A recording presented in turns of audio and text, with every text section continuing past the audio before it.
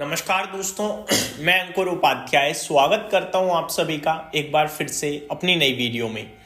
दोस्तों यहाँ पे आप सभी के साथ बात करूंगा टाटा मोटर्स कमर्शियल व्हीकल के बारे में, जो इस समय सबका फेवरेट बना हुआ है among Tata motor passenger vehicle और टाटा मोटर कमर्शियल व्हीकल्स के अगर आप बात करें तो, क्योंकि पैसेंजर व्हीकल का शेयर चलने को तैयार नहीं है तो किसी को पसंद नहीं आ रहा, और वहीं दूसरी तरफ कमर्शियल व्हीकल का शेयर रुकने को तैयार नहीं है तो सबको पसंद आ रहा है।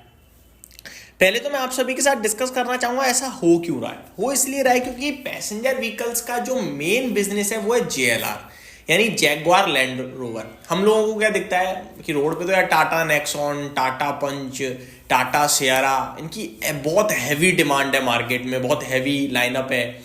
लेकिन फिर भी टाटा मोटर्स की अगर कंपनी सही नहीं कर रही तो क्या दिक्कत आ रही है। दोस्तों एक्चुअली में जो गाड़ी हमें रोड पे नहीं दिखती है वो है जेएलआर, यानी जैगवार। वो तो बिल्कुल ही नहीं दिखती भारत की सड़कों पे। लैंड रोवर में आपको जरूर दिखती है, कभी रेंज रोवर दिखती होगी, कभी डिफेंडर दिखती होगी, कभी डिस्कवरी दिखती होगी, ये दिखती होंगी लेकिन उतने बड़े लेवल पे नहीं। एक्चुअली में इनका बिजनेस होता है आउटसाइड इंडिया, चाहे वो चाइना हो, नॉर्थ अमेरिका हो या फिर हो वो यूके।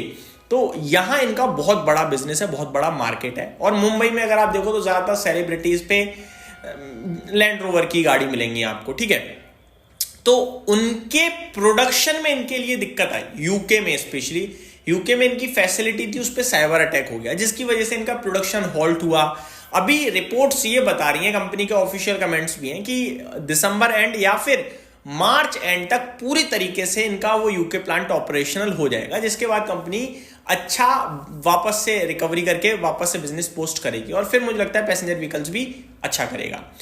ये जो पैसेंजर व्हीकल्स में इलेक्ट्रिक व्हीकल या नॉर्मल पैसेंजर व्हीकल्स का बिजनेस है ना, ये टोटल रेवेन्यू का 80-90% का 10 या 15% है। जेएलआर 85-90% समथिंग है। तो बड़ा बिजनेस इस समय दिक्कत में है, जिसकी वजह से आपको ये सब चीज होते हुए दिख रही है। वहीं दूसरी तरफ कमर्शियल व्हीकल सुपर्ब कर रहा है। क्यों सुपर्ब कर रहा है उसके पीछे रीजन मैं बताता हूं। दोस्तों कमर्शियल व्हीकल इसलिए ज्यादा तगड़ा परफॉर्म कर रहा है क्योंकि कमर्शियल व्हीकल का जो शेयर है ना, वहां पे हम सभी को पता है टाटा मोटर लीडर है, ठीक है। लीडर ईवी में भी है लेकिन उसका कंट्रीब्यूशन नहीं है उतना पैसेंजर व्हीकल्स में। लेकिन कमर्शियल व्हीकल में टाटा मोटर्स लीडर है, पहली बात। अच्छा खासा मार्केट शेयर है। दूसरी बात, वैल्यूएशन फ्रंट पे रीजनेबल है। तीसरी बात, बड़े लंबे समय बाद एक ऐसी कंपनी बाजार में दिखी टाटा ग्रुप की जो मतलब अच्छे वैल्यूएशन पे, अच्छे रीजनेबल भाव पे और अच्छे ग्रोथ दिख रही है सेगमेंट में, तो पब्लिक टूट पड़ी। ये हुआ है। 266 का इसका डीमर्जर प्राइस था, आज ये 408 रुपए पे है, ऊपर 433 का हाई लगा चुकी है।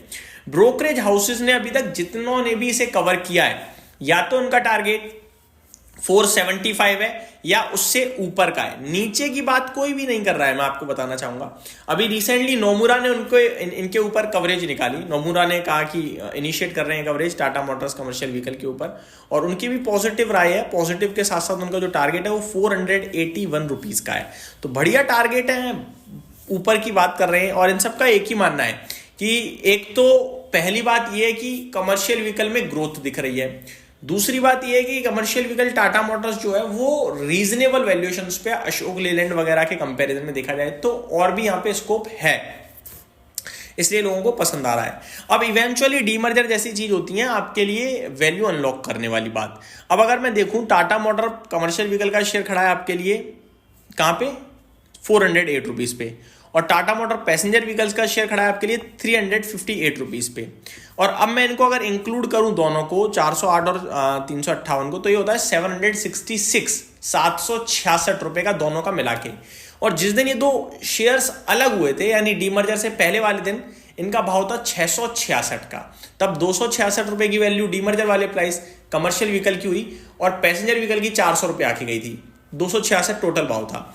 आज की डेट में कमर्शियल व्हीकल तो हो चुका है 408 का और पैसेंजर व्हीकल हो गया 358 का, लेकिन दोनों को इंक्लूड करोगे तो 766 यानी 100 रुपीज पर शेयर का गेन हो गया डीमर्जर की वजह से। ये आपके लिए 15% होता है। तो कहने वाली बात यह है कि इस डीमर्जर से एक्चुअली में वैल्यू अनलॉक हुई है। अब आते हैं कि आपको क्या ध्यान देना चाहिए। दोस्तों ये डिपेंड करता है आपकी होल्डिंग पावर पे। अगर आप 2 साल होल्ड कर सकते हो तो पैसेंजर व्हीकल यहां सुपर्ब है। आपको अभी 350 रुपए पे खराब जरूर लग रहा होगा क्योंकि गिर रहा है, लेकिन ये बहुत अच्छा भाव है खरीदने के लिए। जेएलआर अगले 6 महीने में बढ़िया करने लगेगा। इलेक्ट्रिक व्हीकल लीड कर रहा है। टाटा की जो नॉर्मल पैसेंजर व्हीकल्स हैं वो लाइनअप जो है ना वो बहुत हैवी डिमांड वाली है, चाहे वो अवेन्या हो, टाटा सियारा जो रिसेंटली लॉन्च हुई है उसकी भी डिमांड बहुत हाई है। तो मेरे को लगता है कि आगे जो मॉडल्स खड़े हैं वो बहुत स्ट्रांग है। इलेक्ट्रिक व्हीकल्स में मार्केट प्रेजेंस टाटा मोटर की भारत में भी सबसे ज्यादा है और ये बनी रहेगी, इतनी जल्दी ब्रेक नहीं होगी। इसीलिए मुझे लगता है पैसेंजर व्हीकल बहुत अच्छा है। वहीं अगर आपका व्यू छोटा है तो कमर्शियल व्हीकल सेफ प्ले रहेगा, और कमर्शियल व्हीकल लॉन्ग टर्म के लिए भी कोई दिक्कत नहीं है क्योंकि ये लीडर्स हैं इस सेगमेंट में। तो ये मेरी तरफ से अपडेट थी, उम्मीद करता हूँ डिटेल्स पसंद आई होंगी। Thank you so much for watching this video, have a great day guys.